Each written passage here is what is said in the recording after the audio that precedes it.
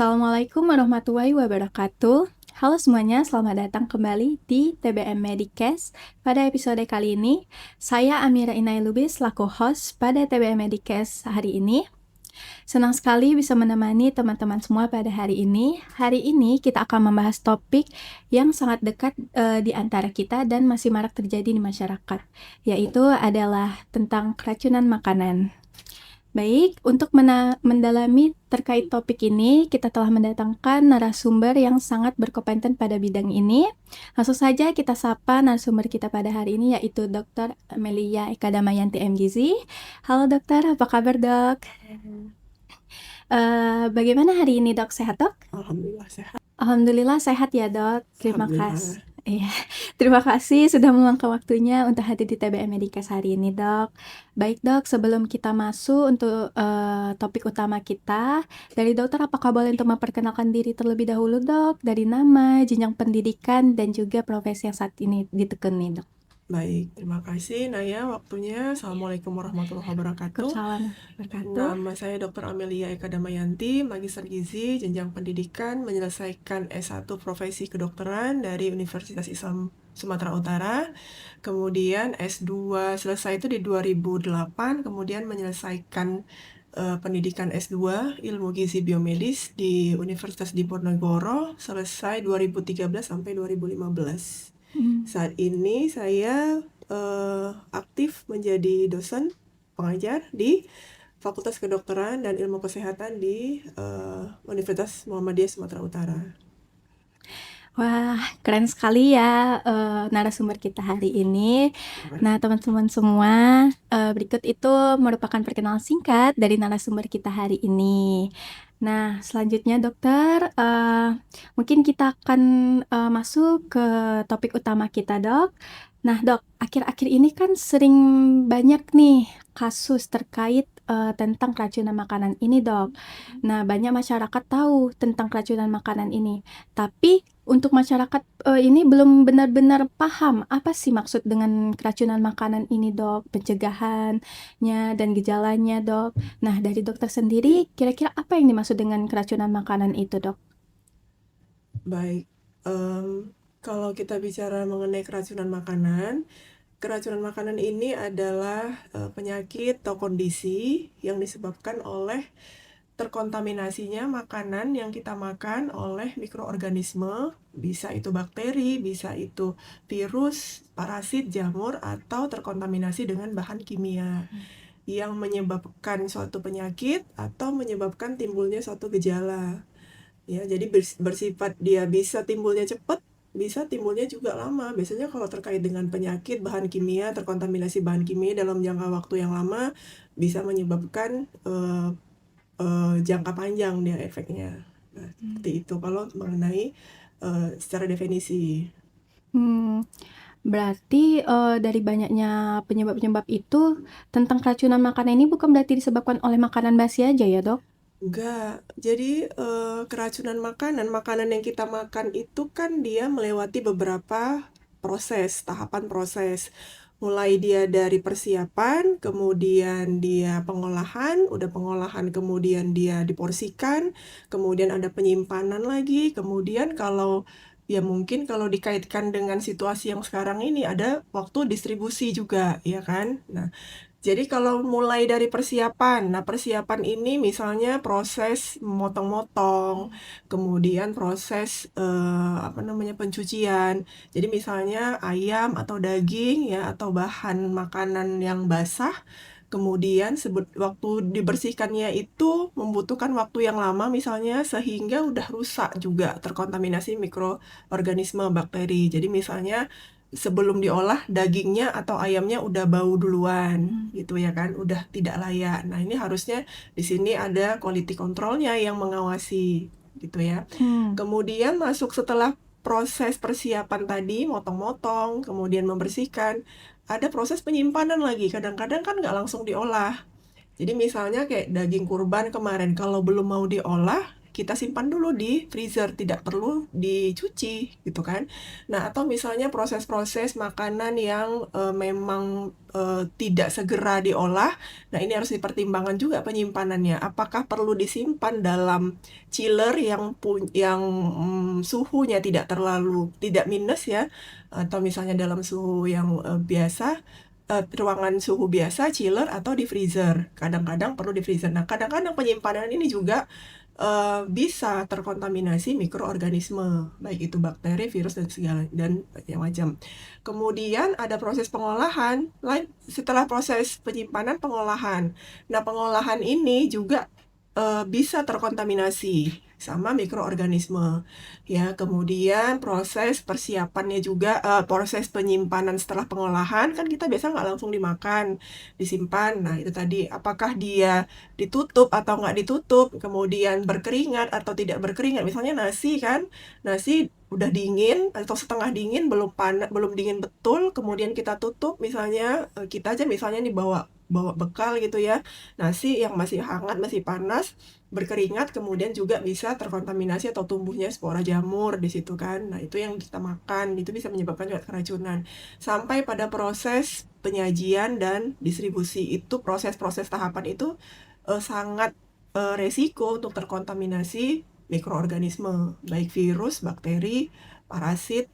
Nah, kemudian selain dari faktor-faktor eksternal tadi, itu kan faktor eksternal ya, ada juga faktor internal, misalnya dari bahan internalnya si bahan tadi, misalnya jamur, ya kan? Jamur ini kan ada jamur yang memang punya jamur punya toksin ya.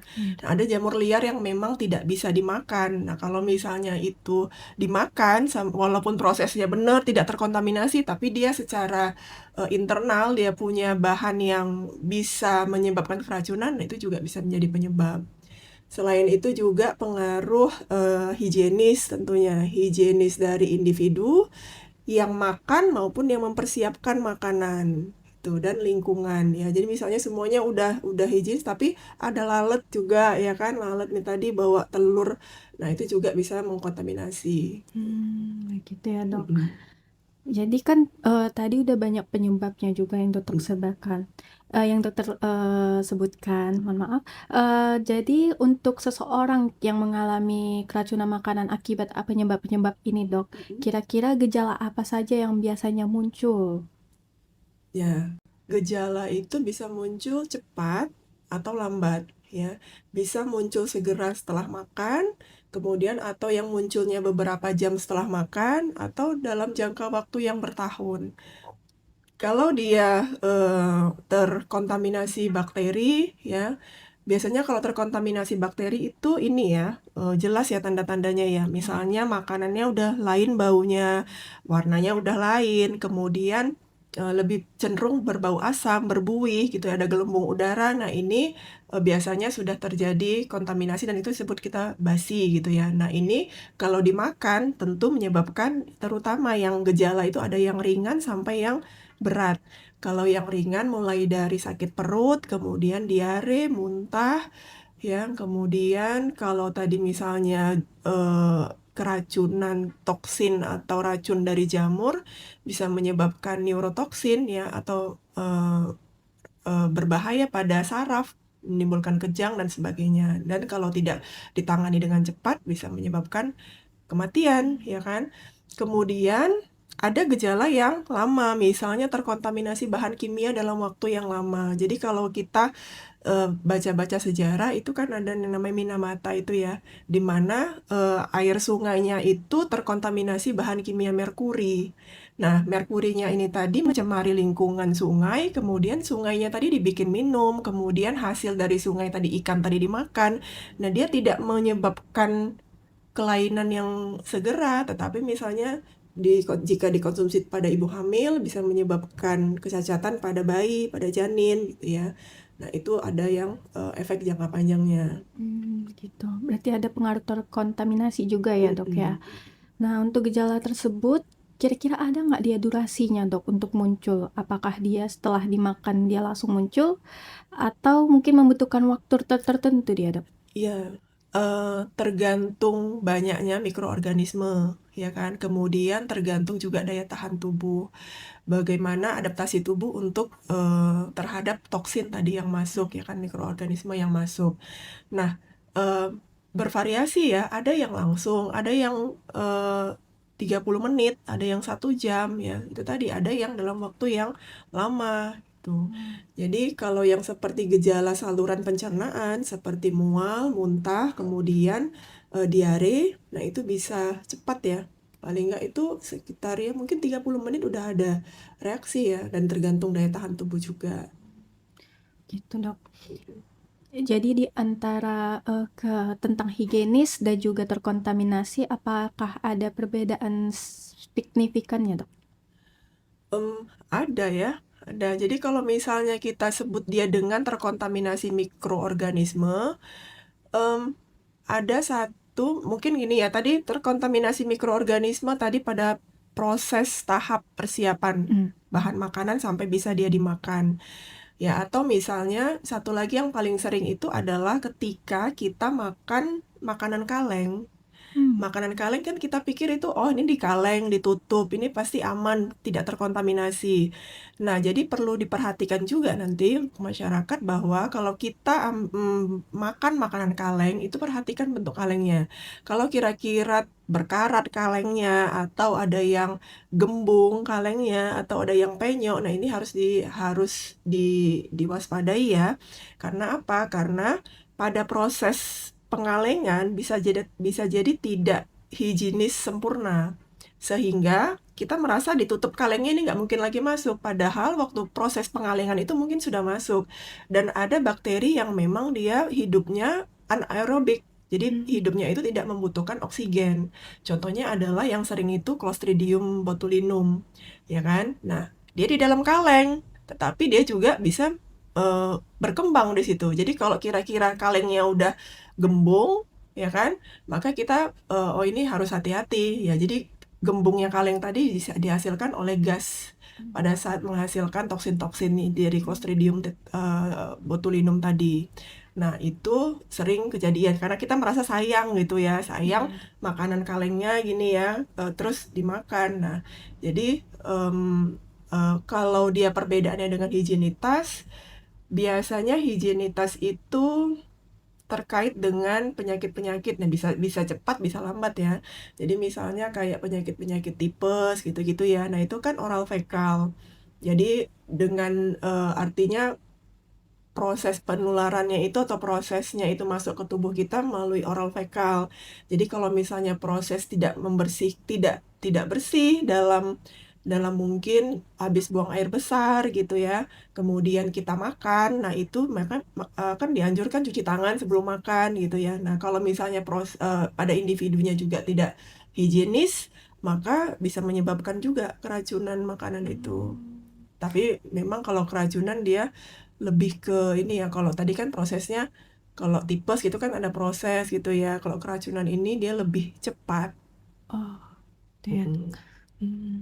Nah, Dok, di banyak masyarakat juga, Dok, banyak yang menganggap muntah ataupun diare itu dia juga harus diberhentikan segera, Dok, dengan obat. Apakah hal tersebut memang dianjurkan, Dok? Nah, kalau muntah, kalau dia kita masih dalam proses, kalau kita memang kita tanya nih, kenapa sebelum muntah, kenapa keracunan makanan? Jadi kalau kita keracunan makanan, proses muntah itu adalah sebenarnya proses membuang toksin, ya kan? Jadi membuang toksin yang ada udah terlanjur masuk ke perut gitu ya kan. Nah, kemudian proses muntah. Nah, kalau muntahnya terlalu mengganggu, nah itu boleh diberikan obat muntah, anti muntah. Tapi kalau diare, nah ini hati-hati kalau misalnya mencret diberikan obat anti mencret. Ya, bisa menyebabkan kondisi lain, kondisi medis lain yang lebih parah ya. Karena apa? Karena memang di-stop. Karena kenapa dia di-stop? Karena sebenarnya masih ada toksin yang memang tidak dapat diserap oleh usus, tidak dapat diserap oleh saluran pencernaan dan harus dibuang gitu. Jadi yang perlu dikontrol apa? Yang perlu dikontrol itu adalah cairan dan elektrolitnya. Karena kan kalau dia muntah, kemudian diare, Yang habis kan atau yang terbuang itu kan cairan dan elektrolit. Nah, itu yang perlu dikoreksi sebetulnya. Jadi, tidak buru-buru memberikan obat anti muntah dan tidak buru-buru apalagi obat anti mencret gitu. Gitu ya dok. Gitu teman-teman, terkait diare maupun muntah lebih diperhatikan mungkin ya perbedaannya juga. Nah, jadi dok, untuk pertolongan pertama itu dok, apa yang kira-kira perlu dilakukan jika seseorang mengalami keracunan makanan ini dok? Nah, untuk pertolongan pertama, yang pertama kita harus memastikan memang kasusnya ini adalah akibat keracunan makanan. Jadi memang harus dipastikan ada riwayat makan makanan tertentu, ya kan? Kemudian dengan mungkin sudah kita asumsikan dia sudah terkontaminasi, kemudian dia makan menimbulkan efek. Nah, pertolongan pertama kalau memang dia muntah dan diare, maka kita berikan edukasinya itu kalau sebelum dia datang ke rumah sakit, minum. Nah, kalau minum kan diganti cairan, minum itu kan mungkin dia nggak bisa nembak lagi gitu ya kan, nah sebisanya. Terutama cairan yang mengandung elektrolit bisa kita kasih oralit. Nah, oralit itu gampangnya bisa kita kasih larutan gula dan garam. Ya, dan yang paling sering nih harus dihindarin ya, kalau orang awam itu kalau mencret, lemes, dikasih minum teh manis. Ya kan, yang manis gitu supaya apa? Supaya nggak lemes gitu ya. Nah, itu salah ya, karena bisa bikin makin mencret. Nah, jadi dikasih larutan gula garam. Cara bikinnya di rumah itu air putih kira-kira 250 cc, kemudian gulanya apa nih bilangnya? Gulanya sekuncup, garamnya secubit ya, segini ya gitu ya, segini garamnya terus gulanya segini. Nah, itu kira-kira takarannya, atau 1 sendok makan ya, kira-kira yang inilah ya, 1 sendok makan dengan yang seujung sendok untuk garamnya, gula garam. Nah, itu kita observasi di rumah untuk mencegah dehidrasi. Kemudian pantau, observasi kondisinya di rumah.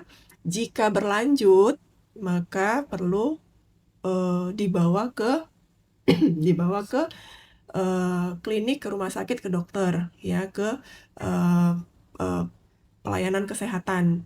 Tanda-tandanya seperti apa? Kalau dia berlanjut makin parah, tanda-tandanya dijumpai demam, peningkatan suhu tubuh, berarti sudah ada tanda-tanda dehidrasi.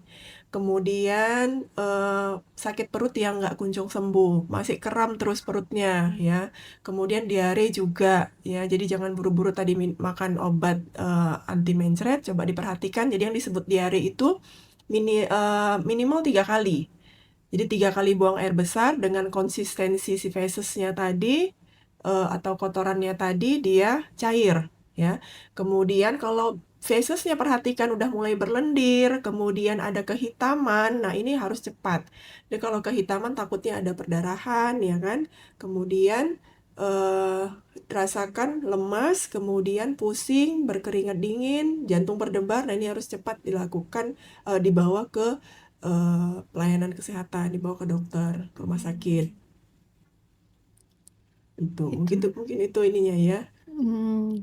Nah, begitu teman-teman, mungkin itu boleh diingat dan diperhatikan terkait yang hal-hal yang harus dibawa langsung segera ya dok, dibawa untuk klinik ataupun rumah sakit.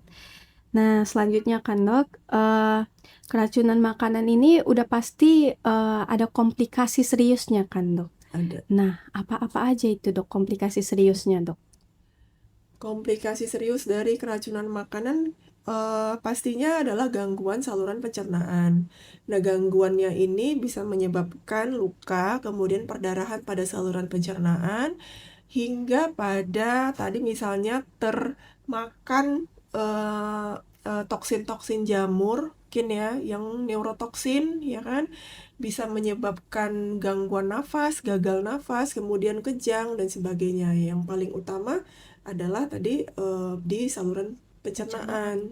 Tapi ada toksin-toksin atau racun-racun tertentu yang berbahaya juga ya, yang bisa menyebabkan kondisi lebih parah gitu. Gitu ya. Apakah ada perbedaan dok untuk pengobatan dari yang pencernaan maupun ada yang sesak napas tadi dok? Ada perbedaan ya. Jadi kalau misalnya kita mau tata laksana, masyarakat juga ya jangan buru-buru juga kasih antibiotik. Jadi secara protap itu adalah kalau memang kita mau kasih, kita kan nggak tahu nih penyebabnya apa.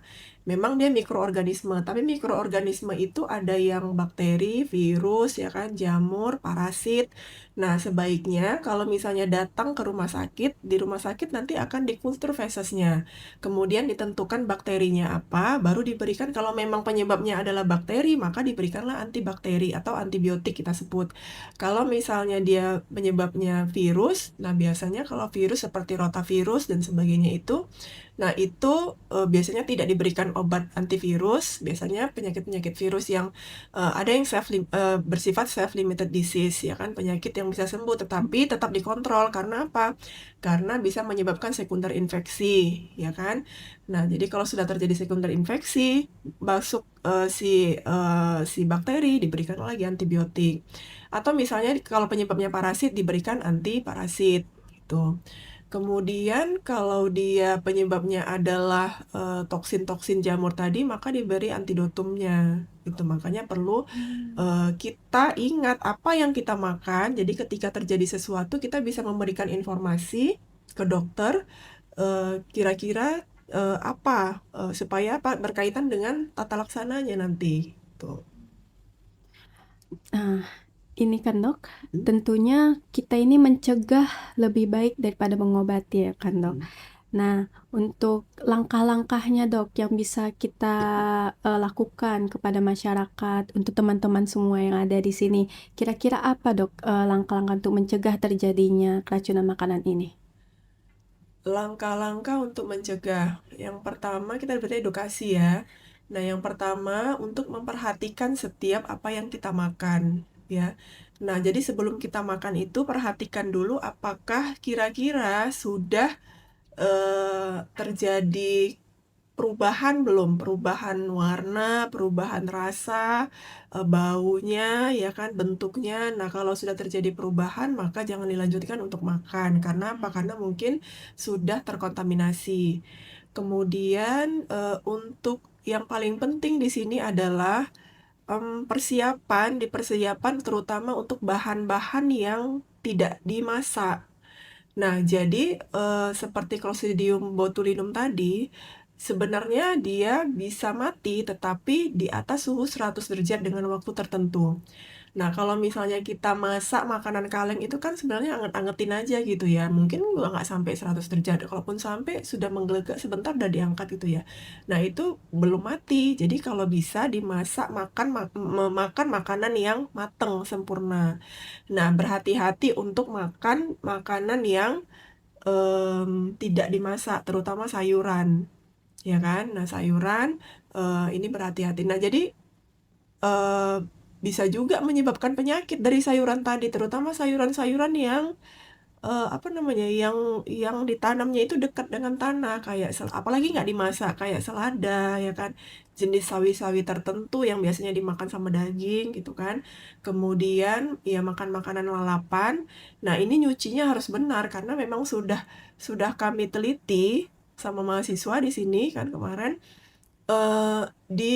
bahwa sayur-sayuran itu 99% yang disediakan ya itu ada telur cacingnya. Jadi diteliti kan di bawah di mikroskop, eh, kebanyakan dari sekitar kita itu masih ada telur cacingnya. Jadi hati-hati untuk konsumsi. Nah, memang itu nggak sampai keracunan, tapi nanti kita bisa terinfeksi parasit kayak kecacingan, kemudian kecacingan menyebabkan anemia dan sebagainya. Jadi panjang lagi ceritanya kan. Nah, kalau yang keracunan memang tidak keracunan pada saat itu, cuman dia menyebabkan penyakit. Kemudian yang diperhatikan lagi adalah higienitas, baik higienitas kita sebagai penyaji, pengolah makanan, kemudian higienitas kita yang memakan, kemudian higienitas lingkungan juga. Ya, jadi sering nutup makanan supaya tidak ada dibawa sama terkontaminasi sama faktor-faktor penyakit. Lalat ya dok. Mungkin itu juga nggak langsung gitu, nggak langsung. Paling itu sakit perut gitu ya, sakit perut bisa juga cepat itu kalau misalnya ini yang dibawa sakit perut, kemudian diare, mencret, nah itu. Kemudian Itu ya, higienitas, kemudian memperhatikan, mencuci bersih untuk makan makanan yang tidak dimasak, kemudian diusahakan untuk makan makanan yang matang. Dan memperhatikan juga itu tadi untuk makanan kemasan yang kalengan, iya dok. ya. Jadi jangan makan makanan lagi yang kalengnya kira-kira udah menggembung. Berarti makanan kemasan kaleng tertutup pun belum tentu Belum itu. tentu. Iya dok, belum tentu aman ya dok. Mm-mm. Kalau untuk makanan sayur pun lalapan juga berarti belum tentu sehat ya dok. Iya, sebenarnya sehat, cuman itu tadi ya kan, ada faktor lain. Jadi memang kebiasaan dari kita untuk mulai dari proses persiapannya lah mencucinya itu kan, apalagi selada tuh gerigi-geriginya banyak, jadi harus dicuci lah dia betul-betul di bawah air mengalir gitu. Baik dok, untuk selama praktik dok sebagai dokter nih, nah apakah dokter pernah menangani pasien dengan keracunan makanan dok? Bisa diceritakan pengalaman dokter dok? Nah, kalau keracunan makanan belum pernah dapet. Kalau skala besar sampai datang besar gitu belum pernah dapet ya. Kalau misalnya yang pernah dapet itu adalah waktu masa pendidikan atau selama jadi dokter, ya paling cuma sakit perut, kram perut gitu ya. Belum pernah dapet yang sampai kejang gitu ya. Kemudian karena diabetes, inilah gangguan saluran cerna, muntah, kemudian diare, mencret, nah itu ya. Itu juga harus kita edukasi. Kadang-kadang pasiennya nggak mau dirawat inap, nggak mau diinfus gitu, pengennya ya udah kalau ini minum aja dulu gitu kan, kasih obat aja dulu, kalau misalnya mencret kasih obat mencret aja dulu dok. Nah itu yang perlu kita edukasikan ke masyarakat, bahwa nggak semua yang mencret itu harus di stop mencretnya ya. Mungkin itu adalah respon tubuh untuk mengeluarkan toksin-toksin ya. Kemudian kita edukasikan bahwa kalau oh ya satu lagi harus di ini ya, harus di apa namanya, harus waspada terhadap tanda-tanda dehidrasi. Jadi ada dehidrasi ringan sedang, kemudian dehidrasi berat. Kalau misalnya kita gangguan saluran cerna, muntah, mencret, kalau kita rasanya aus, kemudian pengennya minum banyak gitu kan, itu masih ringan sedang. Nah kalau masih bisa minum, nggak muntah ya itu kita masih bisa minum lah gitu ya, terutama cairan oralit yang ada elektrolitnya. Tapi kalau misalnya udah minum pun nggak bisa, kemudian yang makin lemas, nah itu sudah masuk, apalagi sudah apatis gitu ya, udah nggak udah males gitu ngapa-ngapain, udah males ditegur pun nggak, responnya nggak banyak gitu ya. Nah itu sebaiknya memang dibawa ke rumah sakit untuk dilakukan rehidrasi sebelum terlambat gitu. Jadi memang masyarakat ini kadang-kadang nggak kurang aware dengan tanda-tanda dehidrasi ya. Jadi kalau sudah, apalagi kalau misalnya demam kemudian pipisnya mulai sedikit, karena dehidrasi tadi bisa menyebabkan gagal ginjal akut ya kan. Kemudian nah dan sebagainya, beberapa penyakit ya, gangguan saluran pencernaan dan sebagainya. Jadi kalaupun dia dehidrasi udah berat, kadang kolaps pembuluh darahnya, mau diinfus pun pecah gitu pembuluh darahnya gitu ya. Jadi harus infus mana? Harus infus sentral, udah makin ini lagi gitu kan. Maksudnya situasinya udah makin menegangkan lagi dan harus ditangani sama spesialis gitu ya. Nah jadi harus waspada terhadap tanda-tanda dehidrasi akibat dari gangguan saluran cerna, akibat dari keracunan makanan.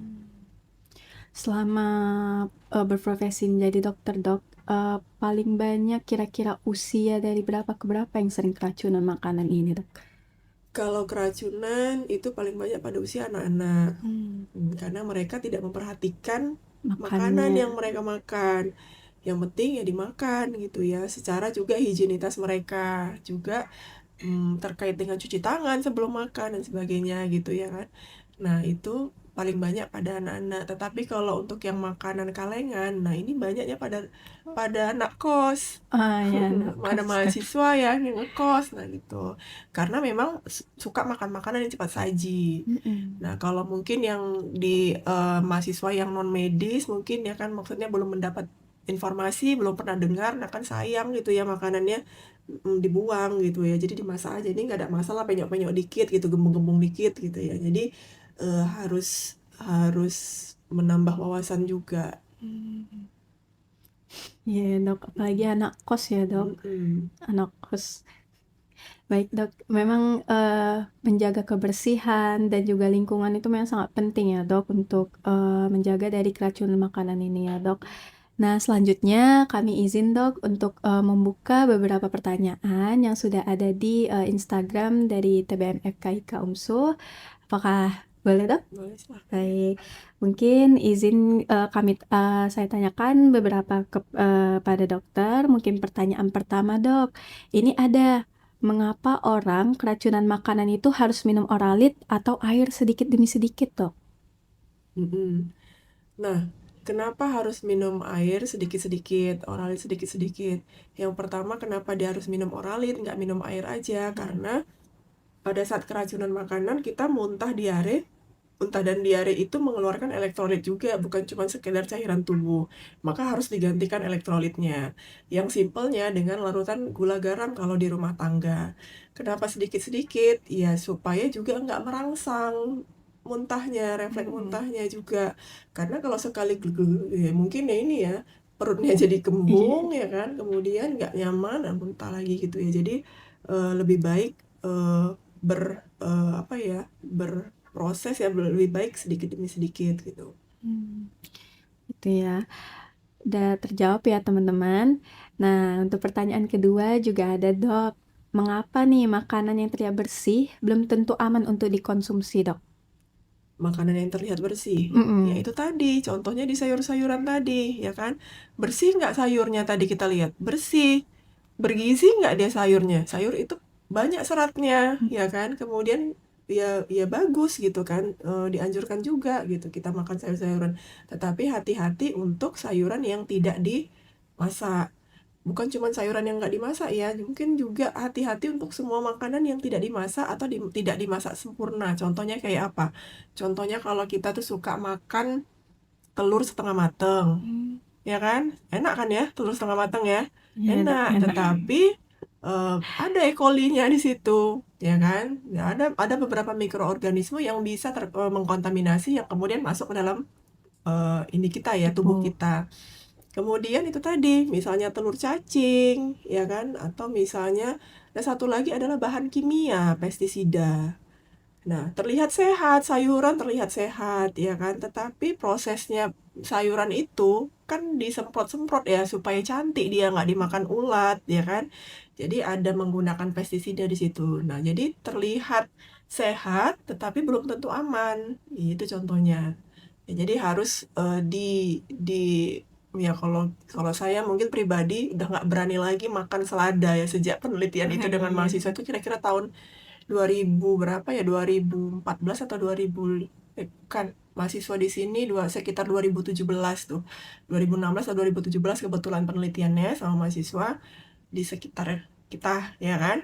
Nah itu jadi nggak berani lagi makan selada. Akhirnya saya juga edukasikan sama anak-anak saya kalau makan makanan sayur yang tidak dimasak, prosesnya tuh ininya tuh masalahnya itu ada di sini, telur cacing, nanti telur cacing jadinya cacing itu bisa hidup, bisa berkembang gitu-gitu. Nah jadi eh, itu ya yang terlihat sehat tapi belum tentu yang terlihat Lihat bagus, baik, belum tentu belum tentu sehat. sehat. Belum tentu aman Belum untuk tentu aman dikonsumsi ya ya, Dok. padahal sehat sebenarnya ya kan. Iya. Wah, itu udah terjawab juga ya teman-teman. Kenapa nih makanan yang bersih belum tentu aman untuk dikonsumsi? Yang pasti yang pentingnya itu untuk menjaga kebersihannya ya Dok. Betul-betul dibersihkan. Nah, ada pertanyaan lagi Dok. Di mana ini biasanya anak kos nih Dok. Nah, anak kos ini biasanya sering menghangatkan makanan sisa Dok. Nah, ini gimana tipsnya Dok biar tetap aman untuk dimakan makanan sisa yang dipanaskan itu Dok? Kalau makanan yang dipanaskan ini tadi, lihat dulu lah ya. Maksudnya yang dilihat itu, sebelum dia dipanaskan, lihat dulu apa dia memang masih layak nggak untuk dimakan. Si layak nggak untuk dipanaskan. Satu. Kalau memang udah nggak layak lagi, ya tips apapun nggak ada. Yang memang harus dibuang makanannya walaupun sayang mungkin ya. Nah, yang kedua, kita lihat kemudian, yang kedua itu lihat ininya ya, apa namanya, bahan utamanya. Misalnya dia apakah dia mengandung santan atau tidak. Jadi makan makanan yang cepat basi, ya kayak sayuran kan cepat basi ya. Jadi sebelum mungkin kita simpan ke kulkas untuk besok mau dihangatkan, nah itu dilihat juga itu. Jadi apakah dia mengandung santan, mengandung sayuran. Kalau bisa sayuran itu jangan dipanaskan, ya. Misalnya kayak bayam, jangankan dipanaskan. Lebih dari 4 jam saja itu sudah tidak baik lagi untuk dikonsumsi. Itu kan karena dia punya kayak apa dia ya, kayak satu zat tertentu yang bisa membuat sayuran itu jadi berbahaya untuk dikonsumsi sama tubuh, ya kan. Nah, kemudian terutama dihindari untuk dipanaskan adalah sayuran. Kemudian kalau tipsnya itu tadi, kalau nasi, nah kalau nasi nih ya, kalau nasi itu jangan biarkan nasi berkeringat dalam waktu yang lama. Jadi proses lembab nasi berkeringat itu sangat mudah terbentuk spora jamur. Tuh ya. Jadi kalau bisa kira-kira nasinya tadi dimasukin kulkas dulu sebelum dia memang kalau misalnya ini nggak habis nih di setengah aja dulu yang di luar, setengah langsung masukin kulkas. Nanti mau makan baru diangetin lagi, dikeluarin yang dari kulkas misalnya. Tapi udah dingin gitu ya. Tuh. Kemudian ya untuk makanan kalau misalnya kayak sambal-sambal, nah itu masih selama dia belum berubah rasa, tidak berubah bau, kemudian tidak ada tanda-tanda basi, tidak ada gelembung udara, tidak berbuih, nah itu masih aman untuk dipanaskan. Cuman ya dilihat lagi lah dari bahan utamanya gitu ya. Berarti kalau makanan yang udah masuk kulkas itu udah pasti aman atau enggak dia, Dok? Enggak juga Enggak lah. juga ya, Dok. Karena di kulkas juga kan bisa terkontaminasi. Nah, kemudian kalau kita memanaskan itu biasanya kan nggak sampai lama. Ya kan? Nah, makanya penyimpanan itu lebih baik disimpan di dalam wadah yang tertutup. Jadi kalau kita mau nyimpan makanan di kulkas, kita simpan di wadah kemudian ditutup, jangan taruh di piring terus taruh di kulkas gitu. Kadang-kadang karena kan telur, misalnya di situ ada telur, kemudian ada ikan, ada kulkas yang memang satu room dia untuk penyimpanan bahan yang mentah tadi seperti ikan dan lain-lain, ayam gitu ya, dengan yang chillernya tadi bisa jadi satu room gitu. Nah, itu bisa mengkontaminasi. Gitu. Berarti maupun kulkas atau dipanasin itu belum tentu aman ya, Dok. Jadi sebaiknya memang sebelum dipanaskan, sebelum dimakan dicek lagi. Ya. Nah, dari saya sendiri nih, Dok. Tadi kan dokter ada menyebutkan tentang telur ya, Dok. Nah, yang dari saya tahu itu ada namanya telur omega, Dok. Nah, kata-katanya ini telur omega ini aman, Dok, untuk dimakan maupun dia setengah matang. Nah, itu gimana, Dok? Apakah memang betul ada perbedaannya dengan telur biasa, Dok? Yang namanya setengah mateng pasti dia tetap berpotensi untuk terkontaminasi mikroorganisme. Telur omega itu kan kandungannya, tetapi prosesnya kan itu tadi ya sama kayak telur yang non omega gitu. Tapi mungkin kandungan omeganya lebih tinggi karena dari pakan ayamnya juga gitu yang dikasih pakan yang tinggi nutrisi juga gitu. Nah, tetapi pada prosesnya ya sama gitu ya, bisa saja terkontaminasi bakteri E. coli. Oh, jadi saya tahu nih, Dok. Soalnya saya selama ini juga mengira telur omega emang sudah aman-aman aja, Dok. Sebaiknya memang dimasak mateng ya. Well Begitu. done. Iya, Dok. Well done. Harus benar-benar matang. Baik, mungkin oke dokter, terima kasih atas penjelasannya dan juga telah memberikan jawaban atas pertanyaan-pertanyaan, termasuk juga pertanyaan saya tadi, dokter. Mungkin itu dari pertanyaannya sudah terjawab ya, teman-teman semua. Nah, mungkin sebelum kita akhiri untuk topik kita hari ini, Dok, mungkin dokter ada memberikan closing statement, Dok? Oke, closingnya itu terkait dengan keracunan makanan tadi ya. Iya, Nah, benar, Dok. terkait dengan keracunan makanan, pesannya yang pertama adalah untuk selalu waspada, berhati-hati terhadap apa yang dimakan. Kemudian, karena apa yang dimakan bisa saja terkontaminasi bakteri, virus, jamur, dan sebagainya, dan terkontaminasi bahan kimia. Ya, satu. Yang kedua, menjaga higienitas individu, lingkungan maupun kita sebagai penyaji yang mengolah makanan yang yang terlibat dalam proses pengolahan. Kemudian untuk memperhatikan lagi proses-proses pencucian tadi supaya yang dimakan itu sehat dan baik. Kemudian, nah satu lagi mungkin ya, isu sekarang itu adalah makanan yang halal dan thayyib. Nah, jadi untuk mulai menormalkan lifestyle kita dengan memilih bahan makanan yang halal. Nah, Iya. jadi bahan makanan yang halal ini bukan hanya bahan makanan yang mengandung bahan yang tidak halal saja. Misalnya misalnya daging-daging yang memang diharamkan. Tidak, tetapi pada prosesnya juga contohnya kayak apa. Ini sedikit melenceng. Ini kan closing statement ya. Iya, Dok. Sedikit ya, tambahan. Misalnya kita makan ayam. Nah, ayamnya tadi tidak disembelih dengan baik. Ayam itu disembelih, belum mati dia, sudah dimasukkan ke air panas. Dia masih kejang-kejang, masih menggelepar, dia dimasukkan ke air panas. Jadi dia matinya bukan karena disembelih dengan bismillah ya kan. Dia matinya karena kena rebus air panas. Nah, itu sebetulnya tidak halal untuk dikonsumsi. Nah, makanya sekarang pedagang ayam pun harus di sertifikat halal gitu tadi ya. Nah, itu ya. Jadi terkait dengan higienitas, hati-hati dengan kontaminasi baik mikroorganisme maupun kimia. Kemudian untuk memperhatikan satu lagi tanda-tanda, waspadai tanda-tanda keracunan makanan, kemudian tanda-tanda kritis atau tanda-tanda berkelanjutan dari keracunan makanan supaya bisa cepat mendapatkan penanganan, cepat datang ke dokter dan rumah sakit untuk mendapat penanganan yang lebih komprehensif, yang lebih sesuai, supaya nanti outcome-nya juga baik. Jadi jangan dianggap sepele juga, cuma sakit perut aja gitu ya.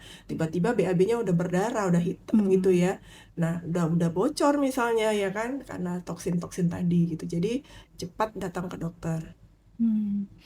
Gitu ya teman-teman, jadi tetap harus diingat dan diperhatikan, jangan dianggap sepele. Baik dokter, terima kasih banyak dokter atas ilmu dan penjelasannya pada TBM Medikes hari ini. Semoga apa yang dokter sampaikan ilmunya dapat bermanfaat bagi teman-teman semua dan juga saya yang ada di sini menambah wawasan. Nah, teman-teman, mengenai keracunan makanan ini perlu diingat ya dari penyebab, gejala dan juga tata laksananya. Dengan meningkatnya kesadaran masyarakat bisa dapat mengurangi terjadinya keracunan makanan ini juga. Nah, saya selaku host pamit undur diri. Sampai jumpa di TBM Medicast lain hari lagi. Assalamualaikum warahmatullahi wabarakatuh.